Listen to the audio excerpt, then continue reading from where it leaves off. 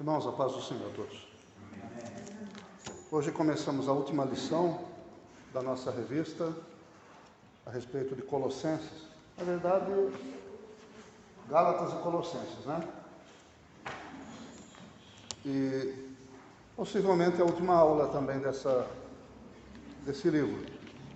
Digo possivelmente porque o assunto é extenso. Vamos tentar encaixar na aula de hoje, mas se passar além, a gente termina na próxima então. Quero anunciar para os irmãos que a revista a próxima revista. Obrigado.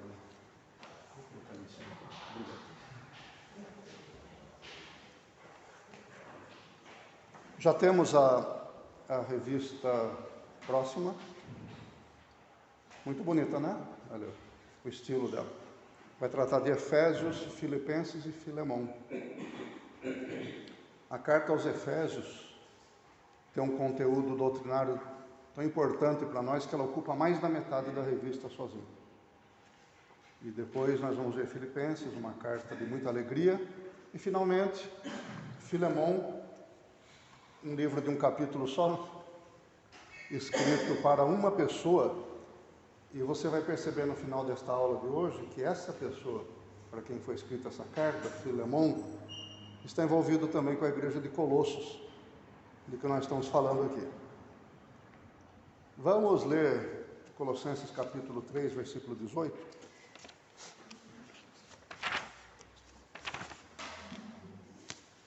Se for possível, a partir da próxima aula, eu pretendo descer, ficar mais perto dos irmãos. E aí, nesse caso, porque eu trago muita literatura, acho que eu vou precisar do púlpito também. Se der tudo certo, então a gente faz isso a partir da semana que vem. Mas aí também os irmãos que ficam no fundo, como eu vou ficar no mesmo nível, os irmãos podem ser prejudicados, aí talvez tenham que vir para frente. Eu vou fazer isso que é para a gente ficar mais próximo e ter uma participação mais ativa dos irmãos. O assunto começado agora em Colossenses capítulo 3, versículo 18, que vai até o início do capítulo 4, é essencialmente a ética cristã. O que é ética? Segundo o Conselho Regional de Odontologia do Estado de São Paulo, na sua página da internet, ética é um conjunto de valores e princípios que regem a conduta humana na sociedade.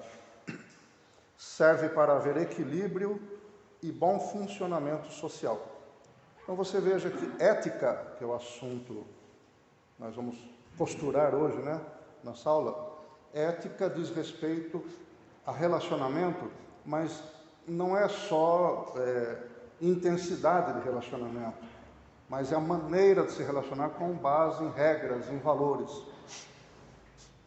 E por que isso? Para que existe a ética ou um código de ética? Justamente para orientar esse relacionamento, para que seja harmônico, seja benéfico para a sociedade ou para o grupo. E quando nós falamos em ética cristã, nós já estamos resumindo o grupo social, tirando da grande sociedade e trazendo para a sociedade cristã. A ética na sociedade em geral é orientada por muitos valores dos quais às vezes a gente nem participa.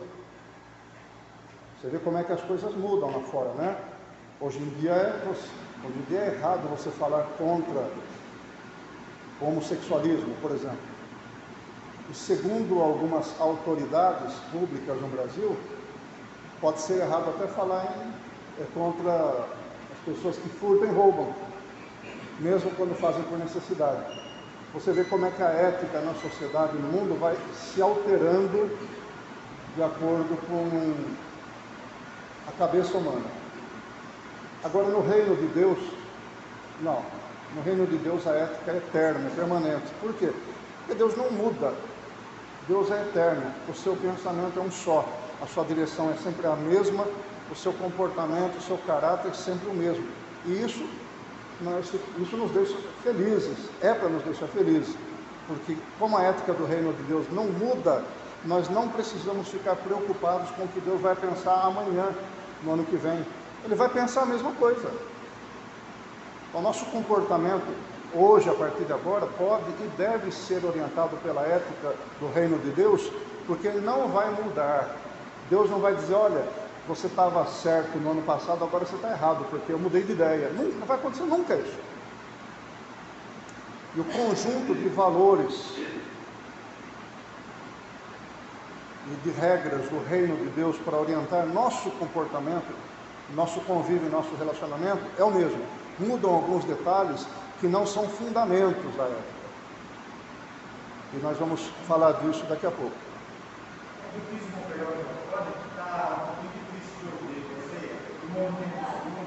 Está difícil de ouvir?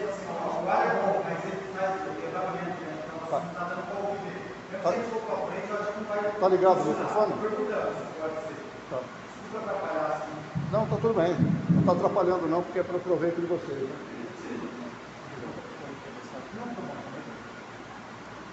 Então, vamos lá. Como eu disse, a partir da semana que vem, como a aula deve ser aqui embaixo, então os irmãos vão ter que ficar mais perto mesmo, né? Porque vai precisar do ar-condicionado.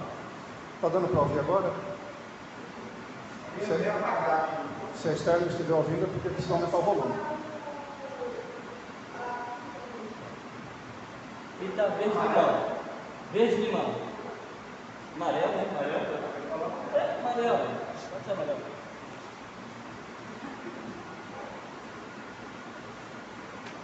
Alô? Melhorou? Bom, a partir da semana que vem, os irmãos vão ter que se acostumar a sentar na frente, né? Senão, porque não vai dar certo aqui embaixo usar o microfone. Então, vou pedir que os irmãos fiquem mais próximos de mim. Quem dera, né? A gente precisasse de todo o espaço da igreja, toda a nave da igreja, para essa classe, né? Não, irmão, não dá para sentar na frente porque já está lotado, vamos ter que cair. Nossa, seria bom, né? Mas não é o caso. Então, eu vou pedir, por favor, os irmãos se acostumem a vir para a frente. É um pedido que eu já fazia antigamente, eu vou ter que renovar para a partir da semana que vem. Vamos então voltar para a abordagem ética do nosso estudo, com a leitura a partir de Colossenses 3,18. Vós, mulheres, sede submissas a vossos maridos como convém no Senhor. Vós, maridos, amai a vossas mulheres e não as trateis asperamente. Vós, filhos, obedecei em tudo a vossos pais, porque isto é agradável ao Senhor. Vós, pais, não irriteis a vossos filhos, para que não fiquem desanimados. Vós, servos, obedecei em tudo a vossos senhores, segundo a carne, não servindo somente à vista, como para agradar aos homens, mas em singeleza de coração, temendo o Senhor. E tudo quanto fizerdes, fazendo de coração como ao Senhor, não aos homens, sabendo que do Senhor recebereis como recompensa a herança. Servi a Cristo, o Senhor, pois quem faz injustiça receberá a paga da injustiça que fez. E não há acepção de pessoas. Vós, senhores, dai a vossos servos o que é de justiça e equidade, sabendo que também vós tendes um Senhor no céu. Até aqui. Depois nós vamos pegar a segunda parte desse estudo, a partir do versículo 2. Vimos aqui algumas categorias de pessoas, né? E às vezes nós estamos envolvidos em todas elas. Por quê? No caso familiar, casal, marido, mulher, filhos e pais, depois servos e senhores, ou no contexto atual, empregados e patrões. E vamos procurar adaptar para o contexto realmente, porque a questão de escravidão aqui já é passada.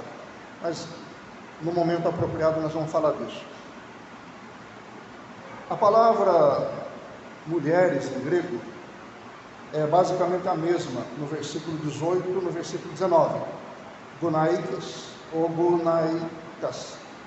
O grego tem disso, né? Às vezes uma palavra tem a mesma tradução, mas ela tem uma terminação diferente, porque o grego é uma língua gramatical e dependendo da função da palavra e do complemento dela, ela pode ter uma terminação diferente, assim como tel, teos, teon. As três palavras significam Deus, mas elas são empregadas diferentemente de acordo com a frase, colocação na frase, e para o português elas têm a mesma tradução. Bom, mas o interessante aqui é que a palavra mulheres se refere à mulher casada, você percebeu isso? Vós mulheres, sede submissas aos vossos maridos, e maridos, amai as vossas mulheres.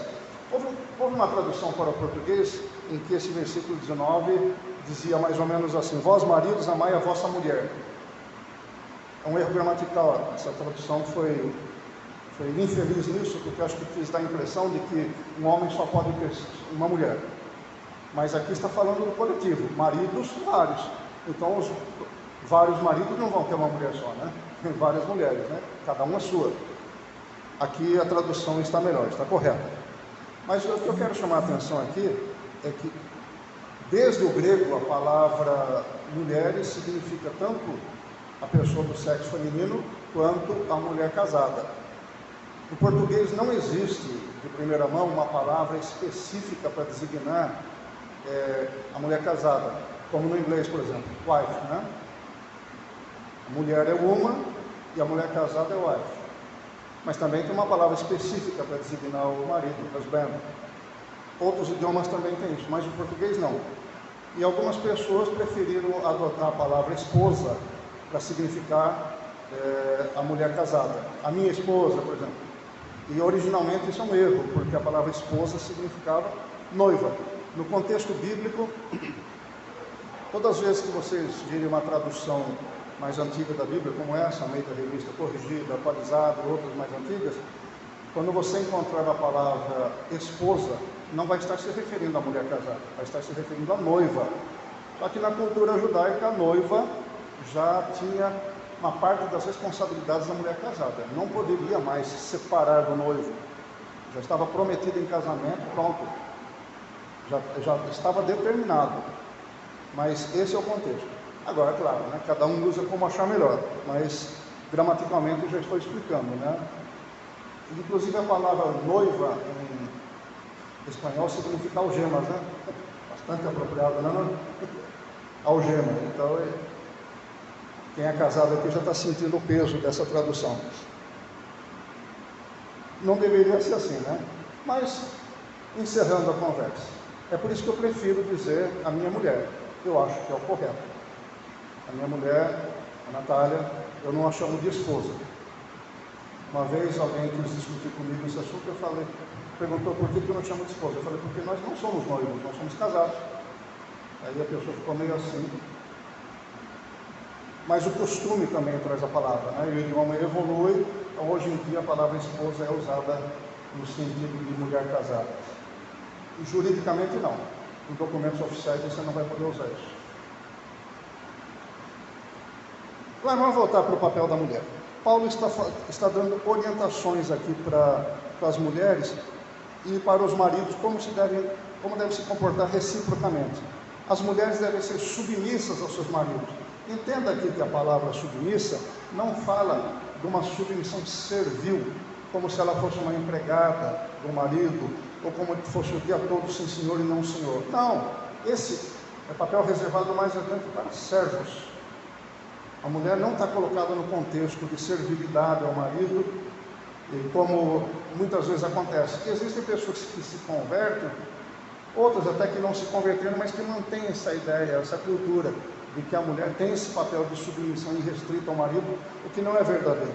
Aqui, o contexto, e também em Efésios, quando nós fomos estudar, vamos ver que essa submissão é em amor, é no trato recíproco. Mas por que isso? Porque Deus instituiu alguém para ser o líder de um determinado grupo.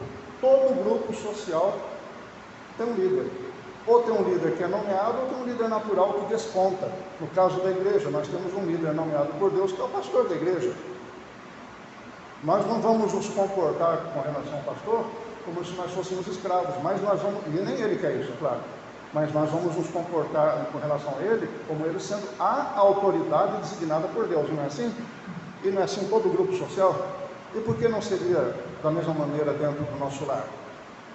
Portanto, quando Paulo diz para as mulheres serem submissas aos seus maridos, é como se dissesse: respeito uma liderança natural que Deus instituiu.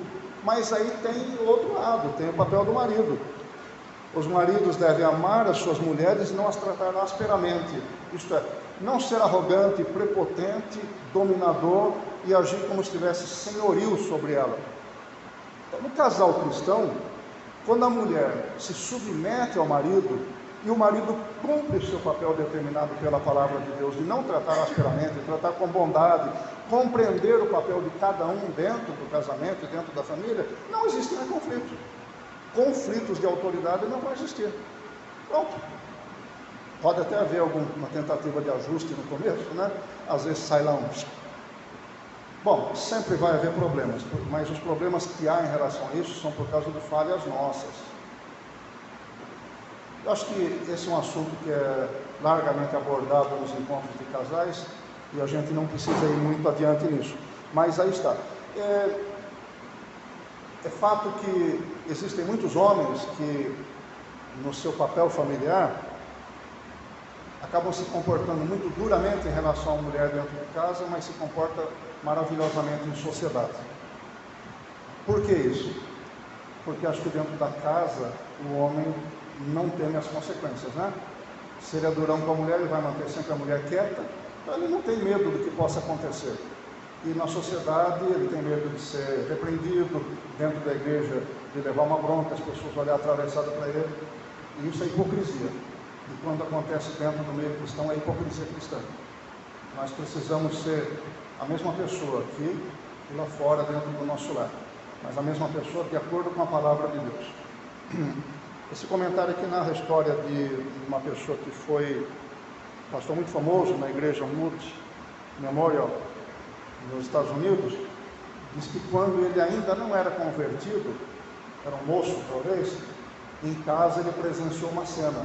O seu pai, depois de um estresse doméstico, acabou respondendo para sua mulher de maneira muito ríspida, muito dura. E quando estavam assentados à mesa, o marido numa ponta da mesa, a mulher na outra, ele pegou e conversou com a mulher e falou: olha, eu peço que você me perdoe.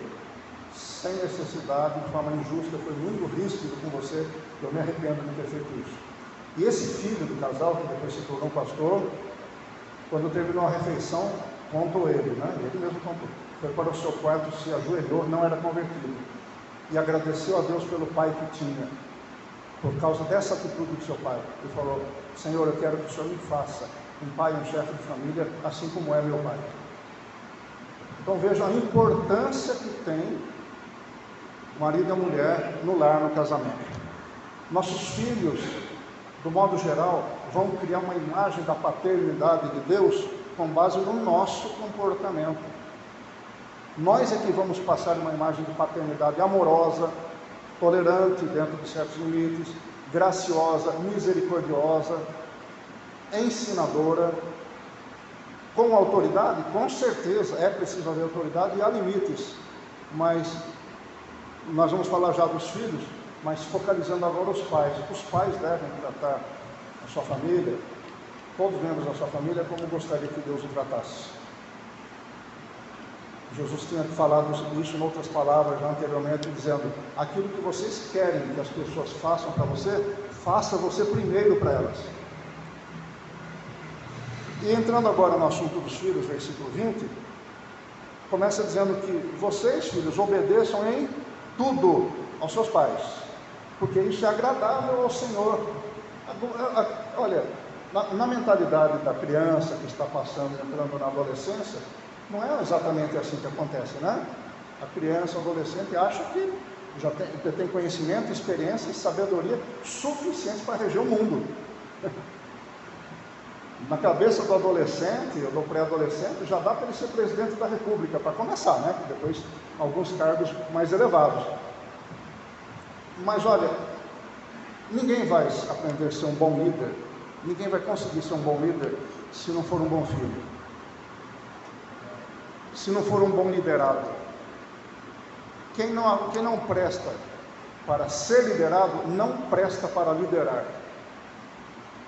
Não reclame comigo, reclame com Deus a respeito dessa verdade. É preciso aprender a obedecer e reconhecer o próprio lugar e abaixar a orelha, para depois ter condições de fazer alguma coisa.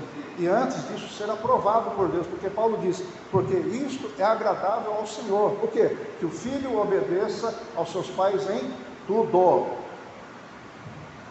O próprio comentarista aqui faz a ressalva, dizendo que os filhos não são obrigados a obedecer aos pais quando isso é frontalmente uma determinação frontalmente contrária à palavra de Deus. Isso é uma questão que certamente vai suscitar muita discussão, muitos detalhes, e não dá o tempo, não vai dar para abordar isso. Mas, em princípio, é obedecer a Deus e depois aos demais seres humanos. Agora entenda, no contexto familiar, de uma família cristã, se o pai e a mãe se comportam de acordo com a palavra de Deus, tudo que os seus filhos vão ter que obedecer é a vontade de Deus, certo? Olha aí, ó, mais uma vez voltando à responsabilidade do papel dos pais.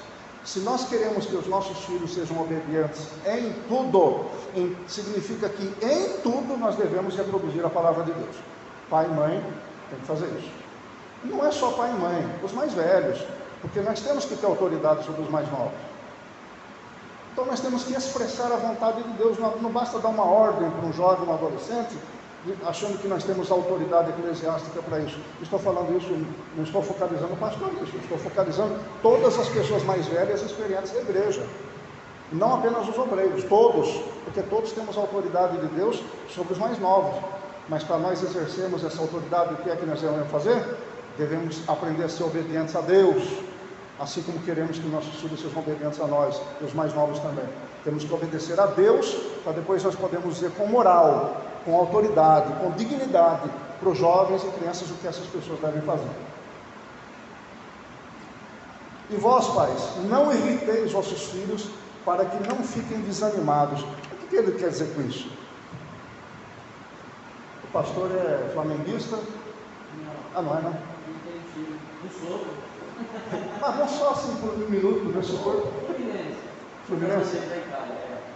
Você é Fluminense? Então, então vamos supor que o pastor seja torcedor do Fluminense e o Estevam seja torcedor do Botafogo. Não é xingando não, é só um exemplo, não estou xingando ninguém não, viu? Aí o pastor fica brincando com seu filho, falando, vai lá, pega uma caixa de fósforo, bota fogo aí, vê se o seu time levanta, né? Não é esse tipo de coisa, isso é uma brincadeira. Ele pode ficar irritado, então, né? Vamos, né? Pegar leve. Mas não é exatamente isso que Paulo está dizendo, irritar o filho. Essa irritação aqui vem da contumácia, do comportamento cotidiano, que muitos pais insistem ainda em praticar. Eu estou falando isso agora, é bom falar com experiência, né? Eu tenho 2 gerações de filhos, como vocês sabem. Meus filhos mais velhos têm de 36 a 42 anos. Quer dizer, meu filho mais velho já é mais velho que muita gente da igreja. E eu tenho um filho de outra geração, que tem 5 anos. Cometi muitos erros, muitos acertos na primeira geração. E estou tentando fortalecer os acertos e corrigir os erros da primeira. Está mais fácil educar meu filho agora, porque eu tenho uma visão mais experiente, mais madura, inclusive como cristão. Não é fácil educar filho, não é fácil. Eu até diria agora que se eu pudesse ter escolhido na época, apesar de eu amar tanto quanto eu amo meus filhos, mas se eu pudesse ter escolhido na época, eu talvez tivesse tido filhos um pouco mais velhos. Eu esperaria envelhecer, ter mais experiência, aprender mais, conversar com os mais velhos sobre isso. Por quê? Porque a gente não tendo experiência ou não tendo boas intenções, a gente acaba exigindo dos nossos filhos um comportamento que não é adequado à personalidade dele, ao jeito dele de ser, ou até às vezes porque o que eu estou exigindo não é uma exigência correta, natural, de acordo com a palavra de Deus, ou de acordo com as leis, ou de acordo com as regras da ética. Às vezes é uma pura vontade minha. Quantos pais obrigam seus filhos a estudar, seguir um caminho profissional que o filho não quer, não tem tendência para aquilo? Quando eu era criança, minha mãe dizia sempre que eu ia ser advogado. Ela, graças a Deus, valorizo os advogados agora, mas graças a Deus que eu não segui a orientação da minha mãe, né? Não daria certo. E existem pais que impõem para os filhos um comportamento que às vezes chega ao absurdo. E com isso só vai irritando os filhos. Eu soube de um caso no Rio de Janeiro, de um adolescente que frequentava o colégio militar, e os pais eram absurdamente exigentes em relação à nota. 9,5 não servia, tem que ser 10. E foi assim o tempo todo, aquela pressão e insultos quando o menino não conseguia. Sabe o que aconteceu? Cometeu suicídio. Eu prefiro ter um filho reprovado na escola, mas vivo, do meu lado, aprendendo. Se ele está demorando para aprender, então aprenda, mas ele tem que estar vivo para eu poder ensinar. E quantas crianças, jovens e adolescentes desistem da vida por causa disso? Alguns desistem da vida e não se matam, mas continuam a vida como se fosse um zumbi, por causa dos pais. Aquilo que Paulo falou para os Colossenses aqui mais para trás, algumas vezes vale como ensinamento para pais cristãos atualmente. Não toque isso, não faça aquilo, não coma aquilo, não prove isso. Olha, tira a mão, Deus está vendo. Chega uma exigência, no seu nível de exigência para uma criança, para um adolescente, que não condiz com a palavra de Deus. Porque eu não quero ser tratado dessa maneira. Eu nunca quis ser tratado dessa maneira. Por que eu vou tratar meus filhos assim?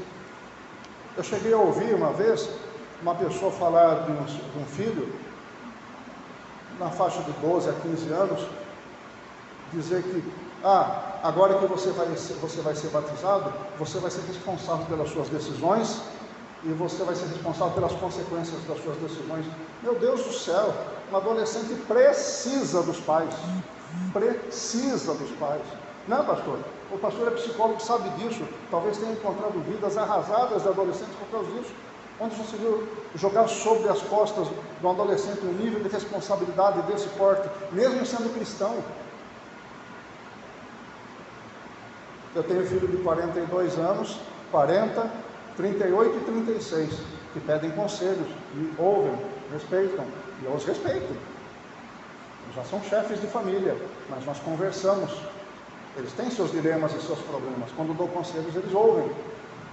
É preciso a gente criar um clima de confiança e confidencialidade entre pais e filhos, pai, mãe e filhos, para que, não que eles sejam nossos amiguinhos, não, pai e mãe são autoridades sobre o filho, não é amiguinho, mas que tenha um coração desprendido como de amigo, usando da sua autoridade, que o filho saiba que é amado e que pode confiar seus segredos, suas necessidades, suas dúvidas para o seu pai e para a sua mãe.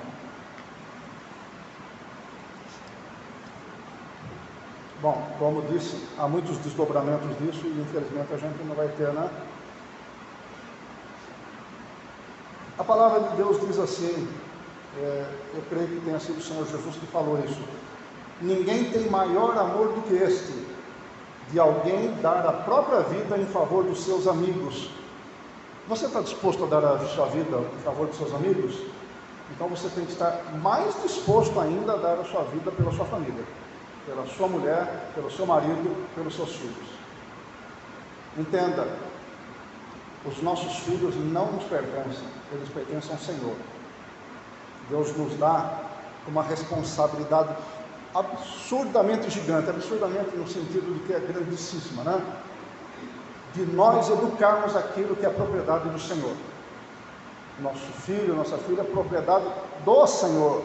Olha a responsabilidade que eu tenho de educar o meu filho em amor e em temor, para que ele aprenda os caminhos do Senhor e naquele dia do juízo final ele esteja do meu lado, julgando os ímpios, e não do outro lado, sendo julgado por mim. O que vai ser de mim se meu filho estiver do outro lado e eu estiver aqui no tribunal junto com o Senhor condenando o meu filho?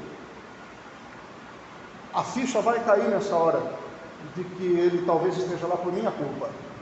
Muito provavelmente seja.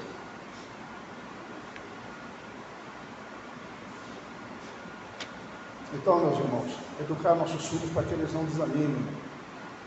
Chega a um ponto em que você fala entrando por um ouvido, sai pelo outro, porque não faz muita diferença para ele. Ele não é ouvido, ele não é respeitado como ser humano, ele não é valorizado como personalidade única, ele não é compreendido como filho de Deus. Nós temos que evitar isso, isso é muito sério. Nós estamos criando a próxima geração de adoradores do Senhor, e essa geração de adoradores não pode ser geração de adoradores nominais, mas adoradores de fato, aqueles que fazem como Jesus disse para a mulher samaritana: que adoram o Senhor em espírito e em verdade. Não é para o pai, para a mãe e para o pastor ver, mas fazem isso para Deus ver, mesmo que esteja sozinho, mesmo que esteja no escuro. Faz isso porque é para Deus ver como ele ama a Deus e como ele adora o Senhor. Olha a responsabilidade que nós temos. E vós, servos, versículo 22, obedecei em tudo aos vossos senhores, segundo a carne, quer dizer, senhores humanos, não servindo somente à vista como para agradar aos homens, mas em singeleza de coração, temendo ao Senhor. Eu vou adiante na leitura e já vou explicar. E tudo quanto fizerdes, fazei de coração como ao Senhor, não aos homens, sabendo que do Senhor recebereis como recompensa a herança. Servi a Cristo, o Senhor. Interessante que aqui nesses versículos, com aplicações diferentes, a gente encontra a palavra servo, para aqueles que servem um escravo, né? Aquele que serve um senhor humano, mas nós encontramos a mesma palavra servo, doulos, para aquele que serve um senhor espiritual. E essa palavra senhor, curios, é aplicada tanto para o proprietário, senhor humano, quanto para o senhor eterno. Não poderia haver palavras diferentes para contextos diferentes? Poderia, mas não foi da vontade de Deus. Por que isso? Porque o ato de servir, de ser obediente, de respeitar a autoridade daquele que está sobre nós, está, se não no mesmo patamar, mas pelo menos na mesma trilha de agradar aqueles que estão sobre nós aqui, que nos lideram aqui, como se estivéssemos fazendo para agradar o Senhor dos céus. Por isso é a mesma palavra, o Senhor é aquele que manda em mim, e o Senhor é aquele que manda nele, e manda em mim também. Eu sirvo o meu Senhor humano aqui, como sirvo o meu Senhor dos céus, seguindo a mesma trilha. Não são caminhos diferentes, é seguindo o mesmo princípio. Só um minutinho, Elton, por favor. E bem observa aqui o apóstolo Paulo, que deve ser feito isso como se estivesse fazendo para o Senhor, e com singeleza de coração, que despoje tudo aquilo, arrogância, orgulho, pretensões. Como é que pode essa pessoa, pastor tem seus 41 anos, 42 anos, né? 50? O pastor é mais novo do que eu, mas ele é autoridade, dentro da igreja ele é Senhor para mim, e eu inclusive eu chamo de Senhor. Minha professora de música é bem mais nova do que eu chamo de senhora. Eu poderia chamar de você, mas o importante é que, enquanto ela é minha professora, ela é uma senhora para mim, ela é quem dita as regras. O delegado de polícia, o prefeito, o presidente da república, pode ser até mais novos do que eu, mas são autoridades, são senhores nesse contexto para mim. E se eu desacatar, se eu lhes desobedecer, nessa mesma trilha que eu falei, estarei desobedecendo ao Senhor. Por isso eu devo fazer com singeleza de coração, isto é, não me preocupar com detalhes que poderiam me arvorar o direito de não obedecer à autoridade que está sobre mim. Não, o pastor é mais novo que eu, não tenho que obedecer a pessoa mais nova que eu. Negativo. O Senhor o colocou acima de mim, então eu deixo o meu coração tranquilo, dizer graças a Deus por este homem que Deus colocou para administrar essa igreja, a quem eu devo obedecer. Deixa o coração tranquilo e entrega nas mãos do Senhor. É mais fácil obedecer assim. É muito mais simples. Inclusive para os filhos, obedecer aos pais. Limpe seu coração e tenha uma obediência com um coração singelo, simples. Pois não é? Não dá para entender. Você se incomoda de puxar máscara, senão não dá para entender. Não queria atrapalhar o andamento do que o irmão está falando, mas assim, eu gosto de pensar um pouquinho mais na situação e queria fazer duas perguntas. Uma já passou, que foi em relação ao que o irmão falou sobre os filhos. E a segunda nessa relação aqui, porque não falando dessa questão desse senhorio, né, do Senhor e tudo. Pelo menos na tradução que eu tenho aqui, no versículo 22, ele fala assim, obedecer tudo a você segundo a carne. Eu não sei se a gente acaba errando dessa forma, talvez, ou alguns de nós, a maioria, o fato de algum momento a gente achar que aquele senhorio está passando acima do senhorio de Cristo, e a gente acaba, entre aspas, desobedecendo aquele senhor humano. E aí eu eu não sei se o irmão vai entender onde eu quero chegar. Quando a gente faz isso, a gente está errado diante do que a gente está estudando aqui, na visão do irmão, ou não? Está entendendo o que eu irmão? Eu vou tentar usar uma figura, vamos ver se encaixa no que você está perguntando. Nós somos militares, nós temos um compromisso de defender a pátria, isso inclui a guerra. Eu sempre peço que Deus me livre disso, mas se for chamado, eu assumo o compromisso. E aí o meu comandante diz, vá lá e destrua aquele ninho de metralhadoras, porque está matando muitos dos nossos soldados. Aí eu vou lá, vou destruir aquele ninho de metralhadora, não vou destruir a metralhadora e o ninho, são as pessoas juntas. É desagradável falar isso, mas eu estou falando no contexto militar. Eu vou obedecer ao meu superior. Aí eu volto de lá, o meu comandante direto diz, agora você vai fazer o seguinte, você cumpriu bem o seu papel, você vai lá e mata o nosso general, porque ele está dando ordens muito confusas. Isso é errado, evidentemente, não é? É evidentemente errado. Então, quanto a isso, eu não vou obedecer. Não, o senhor está me dando uma ordem ilegal, imoral, contra a vontade de Deus, eu não vou obedecer essa ordem. Está de acordo com a pergunta que você fez? Sim, meu irmão. Sabe por que eu estou falando isso? Porque eu acabo percebendo, olha, eu tenho mais experiência que o irmão, como se a gente vivendo, a gente tem um pouco mais de experiência, porém, a gente entre erros e acertos durante a vida, a gente vai percebendo essa questão. Quando a gente realmente tem a certeza, a situação aí parece ficar mais clara, mas tem situações que é um pouquinho mais complicado do que essa bem explícita. E às vezes a gente fica naquela, faça, não faça, deixe de fazer, obedeça ou não. E às vezes a gente, como não falou, acaba ficando naquilo. Você tem que perguntar para o Senhor, né? Talvez no primeiro momento você parece que está obedecendo a situação de matar o general, que é por causa dessa forma que Deus colocou.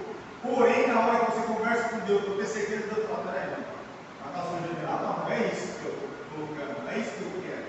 E aí fica esse adendo, né, para a gente perceber, porque tem momentos que a gente vê a pessoa que é ouvido pelo Senhor, no caso do pastor, né? Às vezes fica evidenciado no nosso meio é o pastor, não é isso? Mas no modo geral, a gente vê que o líder está ali na frente, que às vezes ele faz uma ordem absurda para matar um general, fazer alguma coisa que seja muito contrária. Então a gente tem que também ter uma filtragem, posso dizer assim, filtrar aquela informação de ordem, e aí eu concordo com o irmão no jeito que eu colocou. Eu tratei desse assunto uma vez aqui, falando a respeito dos níveis de decisão. É impressionante como Deus deixa muitas decisões para nós tomarmos e parece que Ele fica olhando, porque isso implica no nosso amadurecimento. Mas a gente vai amadurecer muito mais e melhor se a gente buscar a direção de Deus, para que os traços da personalidade do Senhor Jesus Cristo vão se impregnando na nossa vida, porque a gente começa a tomar decisões de acordo com a vontade dEle. Não é simplesmente mecânico, dizer, meu Deus, mostra aí para mim onde está escrito a respeito disso. Não, é a gente se envolver com os fatos e tomar decisões equilibradas, procurando fazer isso de acordo com a vontade de Deus. Entendeu? E, admiravelmente, Deus deixa a gente nessa situação. Nós temos que decidir muitas coisas. Eu gostaria que Deus decidisse tudo na minha vida, mas você vai para o supermercado, você vai decidir se você vai comprar leite integral ou desnatado. Se você tiver em dúvida atroz, o que seria isso, tem que procurar o pastor como psicólogo também. Mas se tiver em dúvida atroz, meu Deus, eu estou perdendo a sanidade, eu não sei se eu compro leite desnatado ou leite integral. Está numa dúvida atroz? Então aí procure o Senhor. Essa é a orientação de Deus. Mas isso é individual, né? Porque cada um tem o seu nível de decisão, decide mais ousadamente, outros menos, e isso é uma coisa que tem que ser feita diante de Deus. É a nossa intimidade com Deus que vai nos orientando a respeito dos acertos e erros das decisões. E é um mistério, né? Porque Deus deixa, está aí na sua mão. Esse é o caminho que você deve andar. Quem tem que andar? Eu. Eu tenho que andar, não é Deus que vai me puxando para andar no caminho. Então eu tenho que tomar decisão. Pois não, irmão?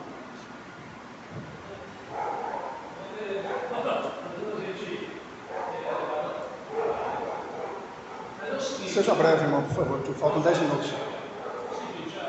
Esse tema que nós estamos estudando, ele é um tema que eu acredito é um dos mais importantes que a igreja tem que trabalhar hoje. Porque é uma confusão que está acontecendo no meio que nós vivemos e está trazendo uma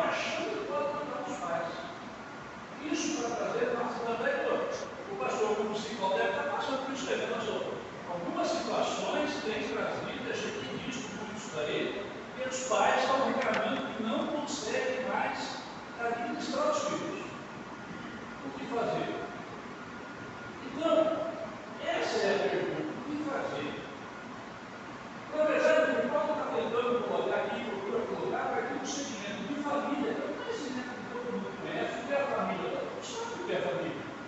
Não é? E quando apertir a família, ele vai trazer, então, mas também o conceito de família, mas quando o homem tem que falar na mulher, a mulher tem que se submissa totalmente ao homem. Será que todo homem, na verdade, fala certo? Ué, então, uma coisa que está errada. Vamos dar continuidade, então. É o conceito de amor é que está se perdendo. No final dos séculos, agora falar do amor do Cristo, estamos nessa situação mesmo. E aqui, eu só quero colocar aqui, irmão, só para não.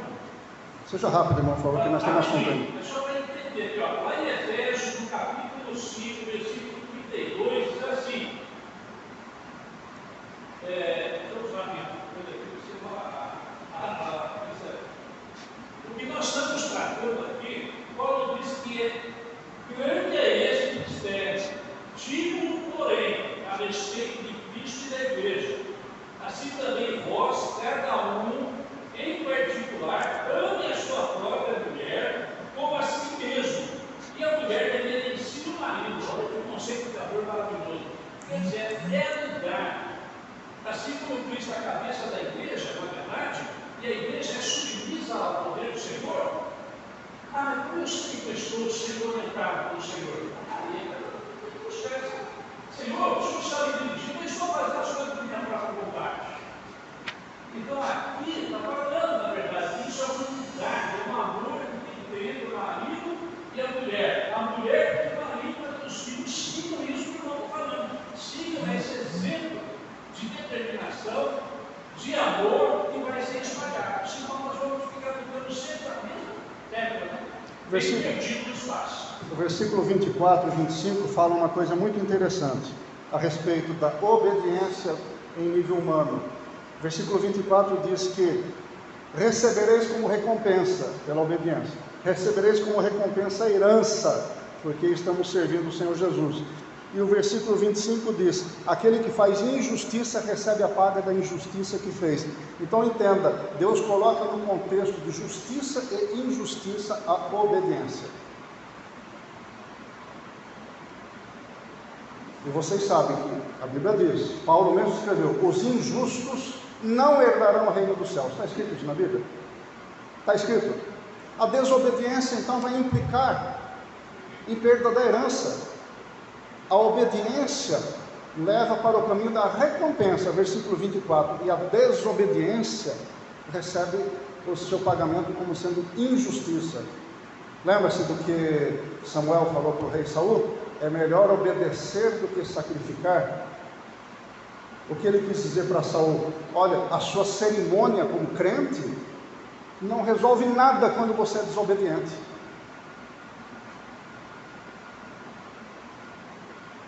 O que você faz cerimonialmente, liturgicamente, não vai ajudar em nada você diante de Deus, porque você foi desobediente. É isso que ele quis dizer. E passando para o versículo 1 do capítulo 4, Rebeca deu sinal de que faltam 10 minutos, né? É isso? Obrigado. Vós, senhores, dai a vossos servos o que é de justiça e equidade, sabendo que também vós tendes um Senhor no céu.